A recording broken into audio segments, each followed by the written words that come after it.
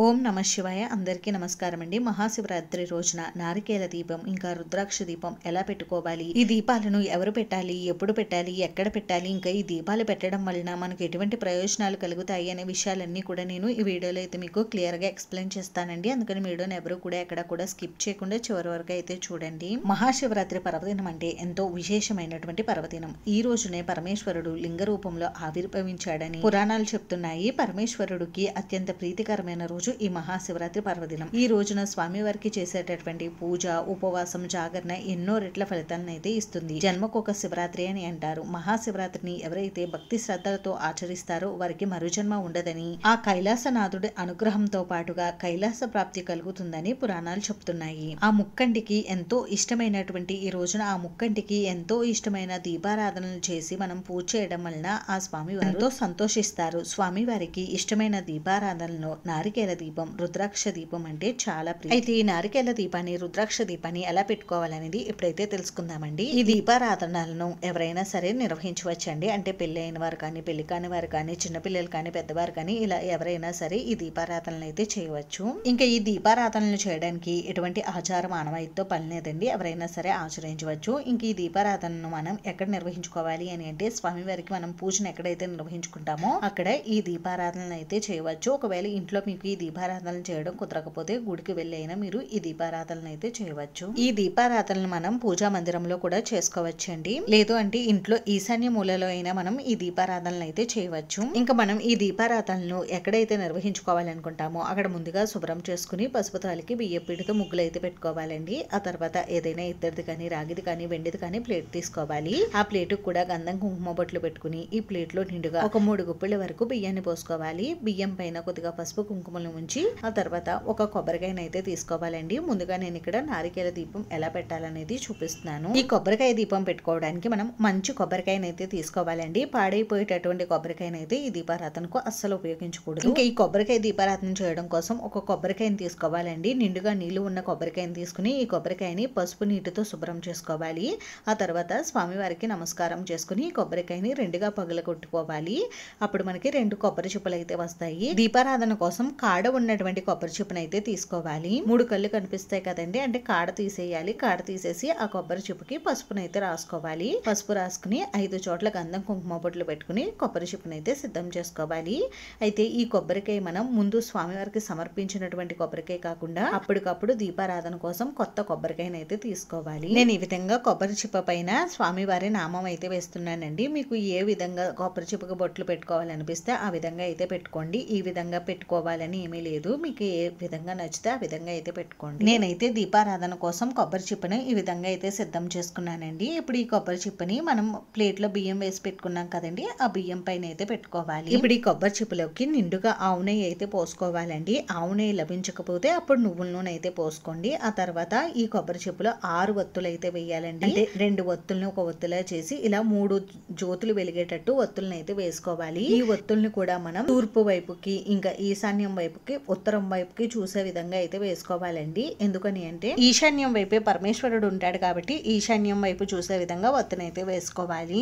ఈశాన్యం వైపు వేసిన వత్తిలో దీపారాధన చేయడం వలన ఆ పరమేశ్వరుడు అనుగ్రహం కలుగుతుంది. ఇంకా తూర్పు వైపు వేసినటువంటి వత్తిలో దీపారాధన చేయడం వలన జనాకర్షణ కలుగుతుంది. అంటే మనకి అందరితోటి శత్రుత్వం తొలగిపోయి మిత్రత్వం అయితే కలుగుతుంది.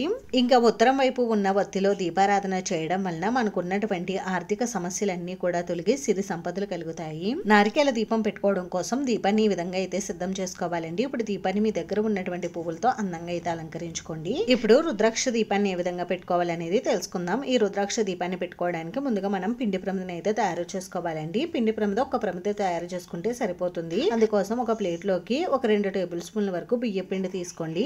ఈ బియ్య పిండిలోకి కొద్దిగా బెల్లం తురుము, అలాగే ఆవు నెయ్యి వేసుకుని ఆవు పాలతో కానీ వాటర్ తో కానీ పిండిని అయితే కలుపుకోవాలండి. పిండిని మరీ పలుచగా కాకుండా గట్టిగా కాకుండా కలుపుకోండి. పిండి కలుపుకున్న తర్వాత ఈ పిండి ముద్దను ఒక 10 నిమిషాలు పక్కన పెట్టుకోండి. ఇలా పెట్టుకుంటే పిండి మనకి బాగా నాని పిండి ప్రమిద ఎక్కడా కూడా పకులు లేకుండా చక్కగా వస్తుంది. పిండి ఇలా కలుపుకున్న తర్వాత ఇప్పుడు ఒక ప్రమిదని అయితే తయారు చేసుకోవాలండి. ప్రమిదని ఈ విధంగా తయారు చేసుకుని ఇప్పుడు ఈ ప్రమిదకు గంధం కుంకుమ బొట్లు అయితే పెట్టుకోవాలి. ఇక్కడ నేను ప్రమిద పైన స్వామివారి నామం అయితే వేసుకుంటున్నాను గంధంతో. ఈ విధంగా రుద్రాక్ష దీపం పెట్టుకోవడానికి పిండి ప్రమిదని అయితే సిద్ధం చేసుకోవాలండి. ఈ దీపం పెట్టుకునే చోట కూడా పసుపుతో అలికి బియ్య పిండితో ముగ్గు పెట్టుకుని దీపాన్ని అయితే పెట్టుకోవాలి. పెట్టుకోవాలి. ఇంకా ఈ దీపాన్ని కూడా మనం పూజా మందిరంలోనైనా పెట్టుకోవచ్చు, లేదు అంటే స్వామివారికి పూజ ఎక్కడైతే నిర్వహించుకుంటామో అక్కడైనా పెట్టుకోవచ్చు అండి. ఈ దీపాన్ని పెట్టుకోవడానికి కూడా ఇతడిది కానీ వెండిది కానీ రాగిది కానీ ప్లేట్ తీసుకోండి. ఇవేమీ లేకపోతే ఒక తమలపాకనైనా తీసుకోండి. ప్లేట్ కి గంధం కుంకుమ బొట్లు పెట్టుకుని ప్లేట్ లోకి 3 గుప్పిళ్ళ వరకు బియ్యాన్ని పోసుకోవాలండి. బియ్యం పైన కొద్దిగా పసుపు కుంకుమల్ని ఉంచి ఆ తర్వాత మనం ఈ రుద్రాక్ష దీపాన్ని అయితే పెట్టుకోవాలి.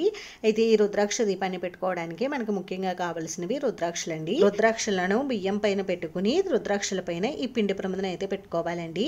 అయితే నా దగ్గర ఒక్క రుద్రాక్ష మాత్రమే ఉందండి, అందుకని నేను ఈ విధంగా అయితే పెట్టుకున్నాను. మీరు ఇంకా ఎక్కువ రుద్రాక్షలు ఉంటే అంటే 3 కానీ 5 కానీ ఇలా ఎక్కువ రుద్రాక్షలు ఉంటే రుద్రాక్షల పైన పిండి ప్రమిద పెట్టుకుని మీరు దీపారాధన అయితే చేసుకోండి. నా దగ్గర ఒక్క రుద్రాక్ష మాత్రమే ఉందండి. ఒక్క రుద్రాక్ష పైన మనకి ప్రమిద అయితే నిల్చోదు, అందుకని నేను ఈ విధంగా పిండి ప్రమిద ముందర రుద్రాక్షను అయితే పెట్టుకున్నాను. ఇంకా ఈ దీపంలో కూడా మనం నిండుగా ఆవు నెయ్యి కానీ నువ్వుల నూనె కానీ పోసుకోవాలండి. దీపారాధనకు పువ్వు ఒత్తి తీసుకుంటే ఒక ఒత్తి వేసుకుని దీపారాధన చేయండి. పొడుగు ఒత్తులు తీసుకుంటే 3 ఒత్తులను ఒక ఒత్తిలా వేసుకుని దీపారాధన అయితే చేసుకోండి. ఈ దీపాన్ని కూడా మీ దగ్గర ఉన్నటువంటి పువ్వులతో అందంగా అలంకరించుకోండి. పూజ కోసం రుద్రాక్ష దీపాన్ని ఈ విధంగా అయితే సిద్ధం చేసుకోవాలండి. ఈ విధంగా పూజ కోసం కొబ్బరి దీపాన్ని ఇంకా రుద్రాక్ష దీపాన్ని సిద్ధం చేసుకున్న తర్వాత ఇప్పుడు ముందుగా మనం నిత్య దీపారాధన చేసుకుని ముందుగా గణపతి పూజ చేసుకుని ఆ తర్వాత మాత్రమే మనం ఈ దీపాలను అయితే వెలిగించాలండి. ఈ దీపాలను వెలిగించేటప్పుడు ఏకహారతితో కానీ అగరబత్తులతో కానీ వెలిగించుకోవాలి. ఈ దీపాలను వెలిగించుకున్న తర్వాత ఈ దీపాలను మనం సాక్షాత్తు ఆ స్వామివారి స్వరూపంగా భావిస్తామండి. అందుకని ఈ దీపాలకు పూజను అయితే నిర్వహించుకోవాలి. దీపాల దగ్గర కొద్దిగా పసుపు కుంకుమ గంధం అక్షింతలు పువ్వులు సమర్పించాలండి. నారికేల దీపానికి పూజ చేసేటప్పుడు దారిద్ర్య దుఃఖ దహన స్తోత్రం కానీ లేదు అంటే ఓం దారిద్ర్య దుఃఖ దహనాయ నమః శివాయ అని ఈ మంత్రాన్ని పఠిస్తూ మీరు నారికేల దీపం దగ్గర పూజ చేసుకోవాలి. అదే మీరు రుద్రాక్ష దీపం దగ్గర పూజ చేస్తూ ఉంటే ఓం నమః శివాయ ఓం నమః శివాయ అనుకుంటూ మీరు రుద్రాక్ష దీపానికి పూజ నిర్వహించుకోవాలి. ఈ విధంగా పూజ పూర్తయిన తర్వాత దీపాలకు ధూపం చూపించి ఏదైనా ఒక నైవేద్యాన్ని సమర్పించవచ్చండి. అంటే నారికేల దీపానికి మనం ఇంకొక కొబ్బరి చిప్ప ఉంది కదండి, ఆ కొబ్బరి చిప్పులో కొద్దిగా బెల్లాన్ని పెట్టి మనం ఈ నారికేల దీపం దగ్గర నైవేద్యంగా సమర్పించవచ్చు.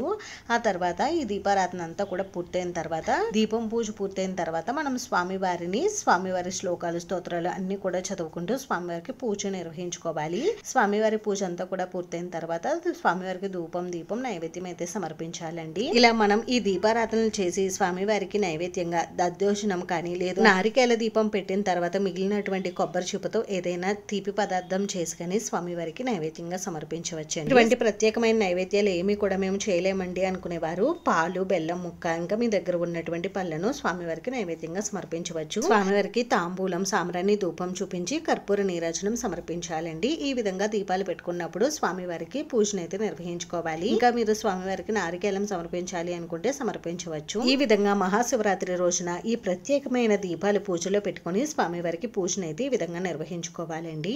ఇంక ఇలా మనం ఈ ప్రత్యేకమైన దీపాలను ఎప్పుడు పెట్టాలి అని అంటే పరమేశ్వరుడికి పూజ ఎప్పుడు కూడా ప్రదోష సమయంలో చేస్తే చాలా మంచిదని అంటారండి. అంటే సాయంత్రం 5 నుండి 6 గంటల లోపు మీరు పూజను అయితే నిర్వహించుకోవాలి. ఒకవేళ మీకు మహాశివరాత్రి రోజున ఆ సమయంలో పూజ చేయడానికి కుదరకపోతే ఉదయం సూర్యోదయం కంటే ముందుగానే ఈ దీపారాధనలు చేసి మీరు స్వామివారికి పూజను అయితే నిర్వహించుకోవచ్చు. ఇంకా ఈ ప్రత్యేకమైన దీపాలను సోమవారం మహాశివరాత్రి మాస శివరాత్రి చతుర్దశి తిథి ఉన్నప్పుడు ఇంకా పౌర్ణమి తిథి ఉన్నప్పుడు ఇంకా కార్తీక మాసంలో నెల రోజుల్లో ఏదో ఒక రోజు అయినా కూడా మనం చేయవచ్చండి. ఇంకా ఈ దీపారాధన చేయడానికి ముందుగా మనం స్వామివారికి మనకు ఉన్నటువంటి కోరికలు కష్టాలు అన్ని కూడా విన్నవించుకుని అప్పుడు దీపారాధన అయితే చేయాలండి. ఈ దీపారాధనలు చేయడం వలన ఆ స్వామివారి అనుగ్రహంతో పాటుగా మనకున్నటువంటి కోరికలన్నీ కూడా నెరవేరుతాయి. అలాగే మనకి ఏమైనా ఆర్థిక కష్టాలు కానీ ఇబ్బందులు కానీ ఉంటే అవన్నీ కూడా తీరుతాయండి. ఈ దీపారాధనలు చేయడం వలన మనకు ఐశ్వర్యం సిరి సంపదలు అన్ని కూడా కలుగుతాయి. ఇంక ఈ దీపాలు కొండెక్కిన తర్వాత ఈ దీపాలను ఏం చేయాలని చాలా మందికి డౌట్ అయితే ఉంటుందండి. నారికేల దీపం పెట్టినటువంటి కొబ్బరికాయని ఎవరు తొక్కని చోట చెట్టు మొదట్లో అయితే వేసేయవచ్చు, లేదు అంటే పారే వాటర్లో వదిలేయవచ్చండి.